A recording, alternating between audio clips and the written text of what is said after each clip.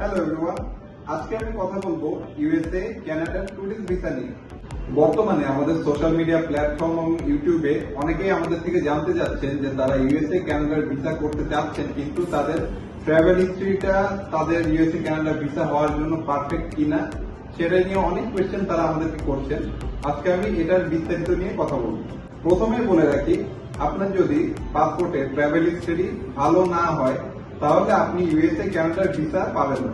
তবে এটা নিয়ে চিন্তার কোনো কারণ নেই, আপনি খুব ইজিলি কয়েকটা কান্ট্রি ভিজিট করে আপনার পাসপোর্টটি স্ট্রং করতে পারেন এবং ইউএসএ কানাডা ভিসার জন্য অ্যাপ্লাই করতে পারেন। যেমন India, Malaysia, Thailand, Vietnam, Cambodia.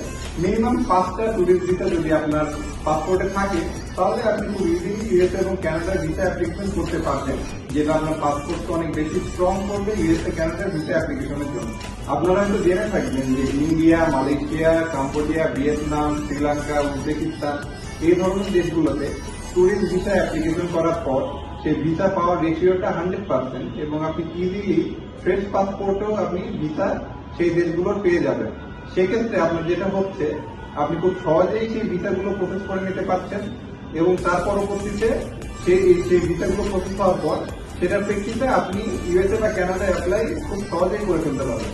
এই সকল দেশগুলোতে ট্যুরিস্ট ভিসা অ্যাপ্লিকেশন এবং সেখানে ট্রাভেলের যে কস্ট সেটা অন্যান্য দেশের তুলনায় খুবই কম, অ্যাফোর্ডেবল, অ্যান্ড আপনি খুব ইজিলি সেখান থেকে সহজেই একটু ঘুরে আসতে পারবেন। যদি আপনার সব ডকুমেন্টস ঠিক থাকে তাহলে আপনার ভিসা রিজেক্ট হওয়ার সম্ভাবনা খুবই কম।